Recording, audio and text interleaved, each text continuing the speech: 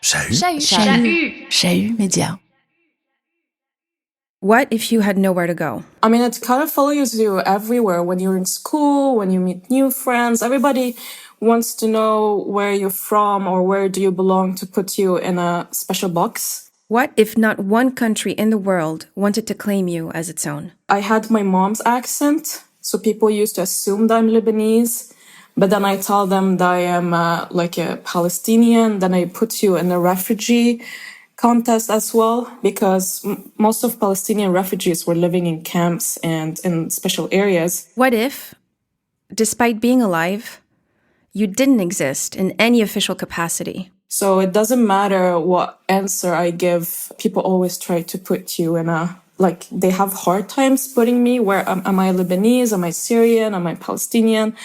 But in the end, I realized that I was stateless, and like the older I get, the more complicated it gets.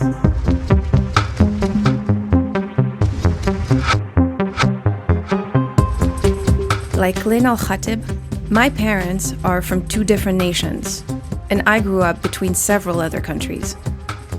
Like Lynn, I speak several languages. Like Lynn, people often have a hard time placing me, knowing where I'm from. She and I have so much in common, but there's a major difference between us, and it defines everything about us. I am a citizen of 3 countries. Lynn is a citizen of none. Lynn is stateless.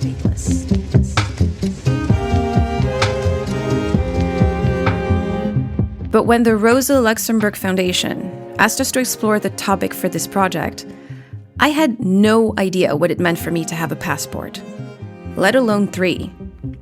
I took it for granted. I have it so easy. I can visit 192 countries without a visa. I can move to 29 of them if I want to, no questions asked. But Lynn can't. She does not have a nationality. She does not have a passport.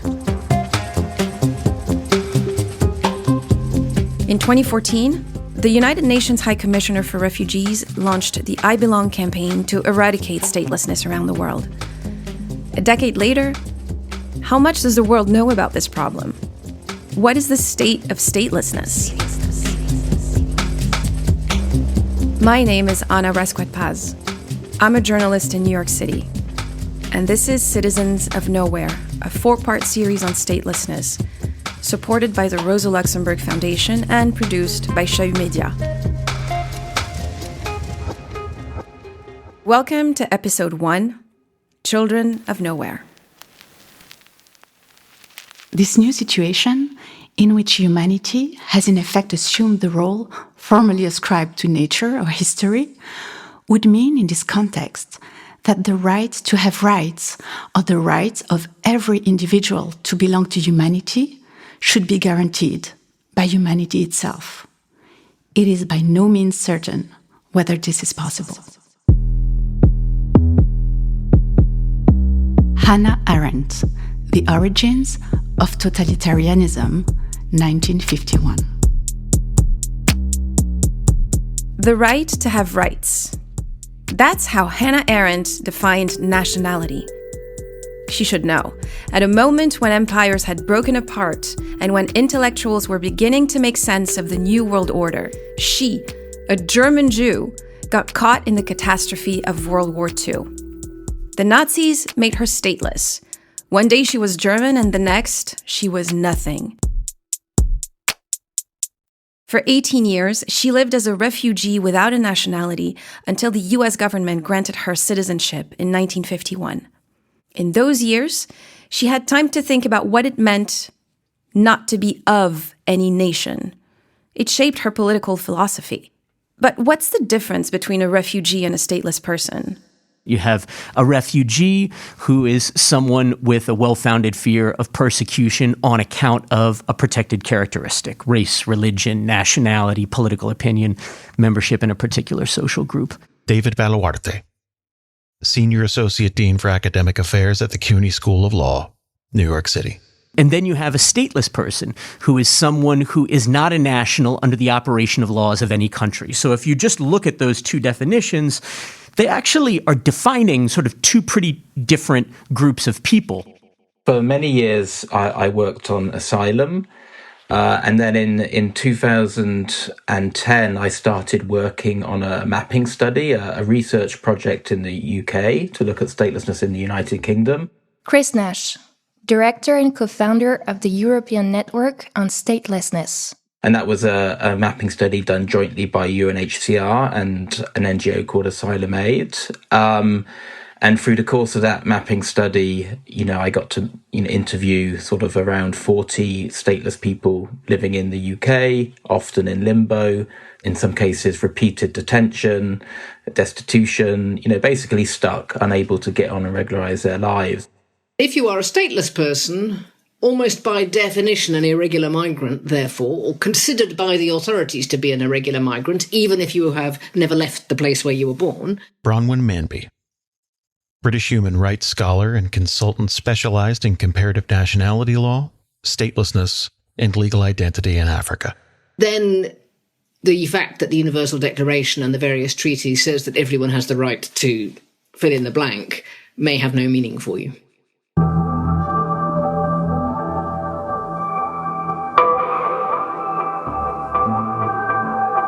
And as we define the problem, we have to try to quantify it, which is extremely difficult to do.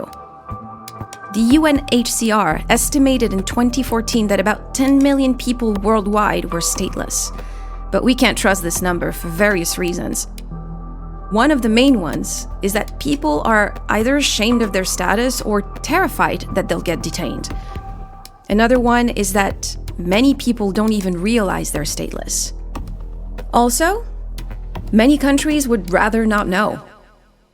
It's a really good question. The data is patchy. This is a problem we face in sort of, in many respects to show the scale of the problem and hence the need and the resourcing needed to address it. So, yeah, I think the true number is probably higher.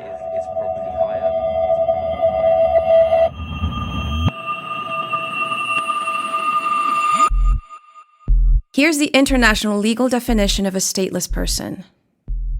A person who is not considered as a national by any state under the operation of its law. To exist, to be part of humanity, it is not enough to be human. You must have an official identity. The authorities need to see you. A country's government must give you a document that says, you are who you say you are, and we say you are ours. And for most of us, that's easy. I used to imagine borders as big, tall walls, kind of like the Berlin Wall, or the wall along the Israel-Gaza border, or even the wall Donald Trump started to build at the border between the US and Mexico. Now when I think of borders, I think of deep crevices that widen into canyons.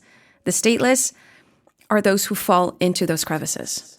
So there's multiple causes of statelessness, both in Europe and globally. Chris Nash. So, sometimes statelessness is as a result of state succession. So when countries split up, new nationality laws are made, some people fall between the cracks. And there's a trend there. Often it's minority groups who are discriminated against, and that's the reason why they fall between the cracks. And if you look in Europe, so following the breakup of the Soviet Union or the breakup of the former Yugoslavia, there are still stateless people who are stateless as a result of that, or their children inherited their statelessness and they are still stateless, and their children will inherit it again. On the one hand, if you're going to have any type of welfare benefits, if you're going to have voting, you're going to have lists of who people are. Bronwyn Manby. On the other hand, of course, those same systems can always be used for bad purposes as well. You can always, you can be told that you have to wear a yellow star to identify yourself as Jewish, and you put on a list of people who are Jewish. You can be told you are an illegal resident here. The Badoon of Kuwait, for example, are on a register of illegal residents. They're not recognised as Kuwaiti, but they're still on a list which identifies them as not having rights, for example. And then there's also just conflict of nationality laws, where different nationality laws conflict and children will be born stateless. And we see statelessness both among in situ populations who may have been born in Europe and lived their whole lives here, but also among migratory populations.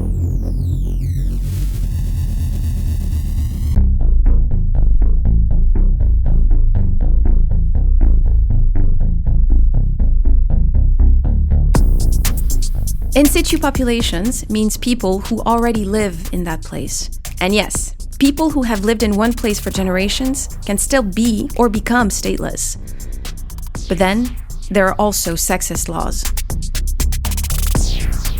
Over 20 countries globally don't allow women to pass on their nationality as the same basis as men. Chris Nash. And that can create a risk of childhood statelessness. For example, Syria, again, would be a good example. Single Syrian asylum seekers in Europe and who either can't prove the paternity of the child, or perhaps the father was killed in the conflict. Those children, when they're born in Europe, won't be able to acquire Syrian nationality, which under international law should mean that the host state steps in and gives the child the nationality of the host state. But too often that doesn't happen. The rule that says a woman can't pass on her nationality is law in Lebanon, by the way. It's one of the two reasons Lynn Al-Khatib is stateless.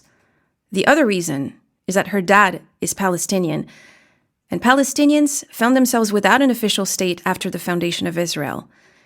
Now they're the largest stateless population in the world. I was born as a third-generation refugee in Syria, where my grandparents had to leave Palestine in 1948. Lynn Al-Khatib. And they moved to several countries till they ended up in Syria, where my dad was born as a second-generation stateless refugee. And then he met my mom. My mom was Lebanese, but unfortunately, because of the sexist laws in Lebanon, a Lebanese mom cannot give her children the right for nationality. So I was born there in 1992. What I'd like to call like a normal kid, but I was very aware of my statelessness, like very early in my life.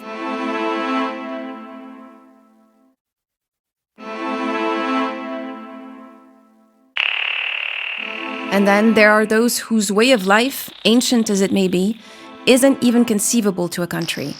Because thus far, countries have always been tied to land and fixed boundaries. The concept of the state is founded on territorial sovereignty, and it's therefore central also to the concept of nationality. Bronwyn Manby. You have to show that you are more connected to one particular piece of land than any other particular piece of land. And nomads are, always suspect in this context, because where do they actually belong? Their loyalties are always challenged.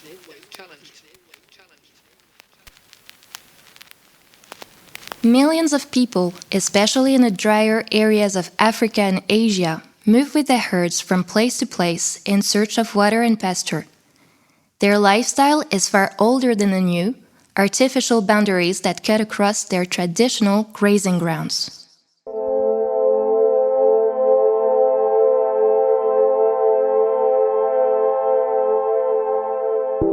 An extract from the article Moving with the Herds, Bronwyn Manby, Atlas of the Stateless, 2020. And this is the case even if you are talking to a population that, a matter of fact, is settled and has been for several generations, but is perceived as being of nomad origin.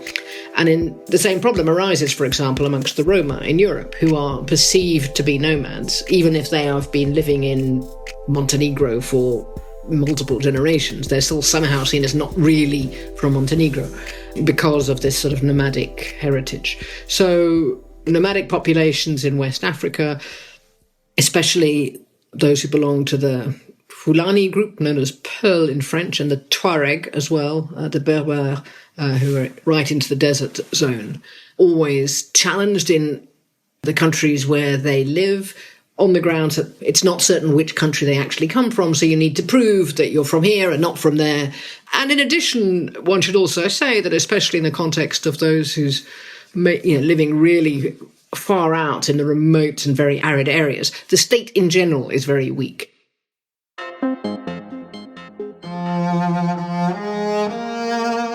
Now, as we looked more closely at the different causes of statelessness, we started to see a red thread.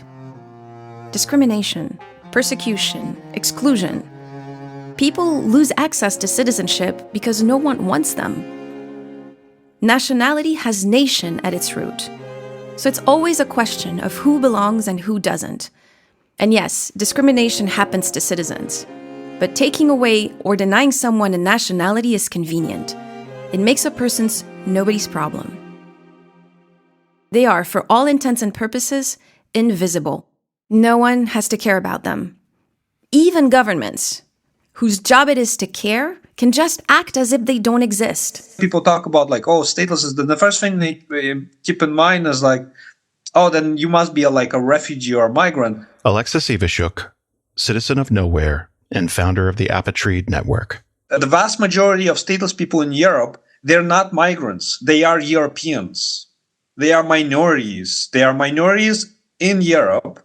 The Roma, the Baltic stateless people, the former subjects of colonial powers that were brought in as labor power in Europe, they're all Europeans. That's a whole awful thing about statelessness, is that you are forcibly displaced in your own home and you're not allowed to leave either. And then the mental health problems that people develop from just such a circumstance, if you want to leave, many stateless people were okay, just allow me to leave. But the international community is not exactly going to welcome them. And the lessons from World War II should have been learned by now. And the Europeans have not learned them. Because initially Germany wanted to just kick out its minorities.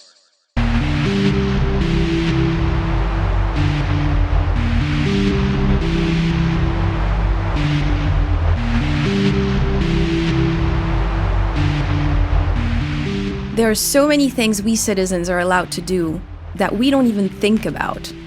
I couldn't begin to imagine what life would be like if I were stateless.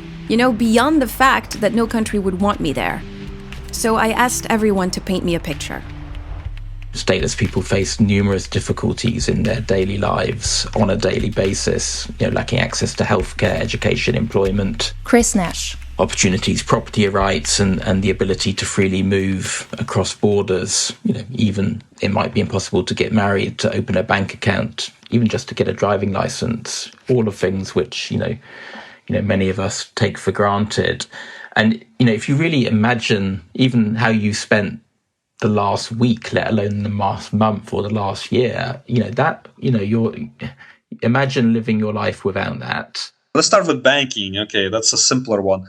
So, Alexei Ivashuk. I got arbitrarily denied financial services. So I was using advanced cash service. And then I was using it for almost a year and I really loved it. And I'm an EU native, something to keep in mind. So I'm allowed to have an account in the EU.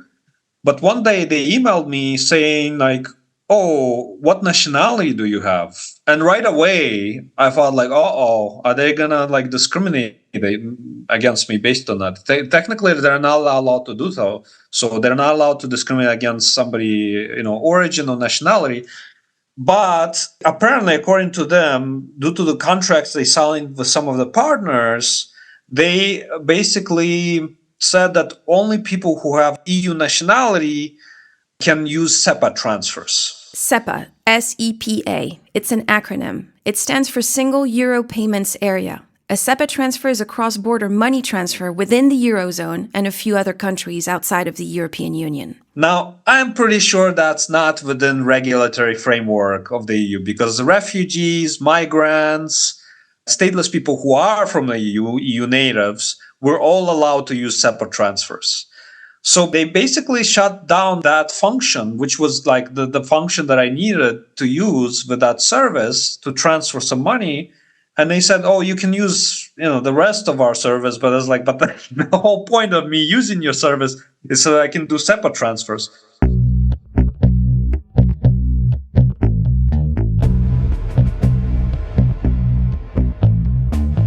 Lynn now lives in Sweden. Eventually, she obtained a card Sweden gives asylum seekers while they await a decision on their status. It's called the LMA card.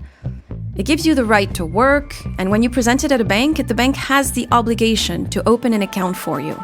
It's a bit more work to do that, but they have to. In Lynn's case, every bank she tried kept denying her that service, so she took drastic measures. I ended up going to one of the biggest banks in central Stockholm with 10 of my Swedish friends that spoke Swedish, and they were like, no, this is the law, you have to do that. And the employee was like, yeah, sure. They took a photograph of that day. They're all hanging out in the lobby, chatting to each other. They won that particular battle, but that LMA card, many people in Sweden didn't seem to understand what it was supposed to do. One night, she really wanted to go dancing with her friends. And I showed them the card that I got from the migration agency that also says, again, that this is not an ID card. This is a refugee card. So I showed this card. Security is on the door. They're supposed to see my age, not where I come from. And it's when nationality, I don't have nationality, say like XXX. And he was like, what the fuck is this? This is not an ID. You cannot get in, like after waiting. And I was so excited. It's the first time I go out after all of this and just want to have some fun. And I get rejected. And he was like carrying my card, like, what is this? Oh, it's humiliating. It is humiliating. And, it's like those tiny things. I have, because I've been working with people that are stateless. Their kids, for example, they cannot go on field trips in their school. Imagine like a kid. I mean, how exciting it is to go on a field trip with your school, but then you cannot join your class because you don't have the right documents. And these like small things are the things that makes us human.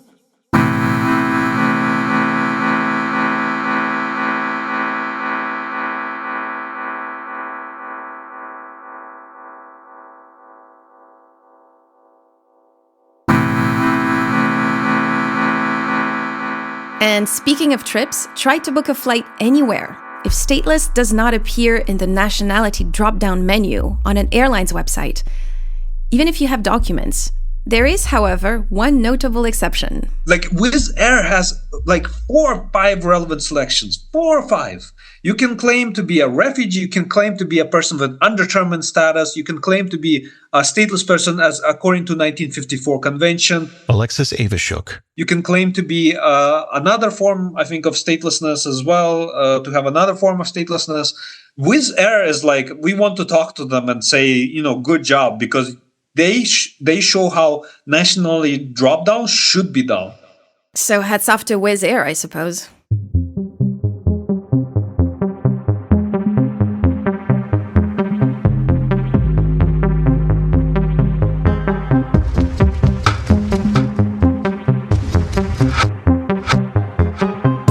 I'm embarrassed to say it took me this project to notice this. But this sort of invisibility is what Lynn and Alexis and countless others have to deal with, day in and day out.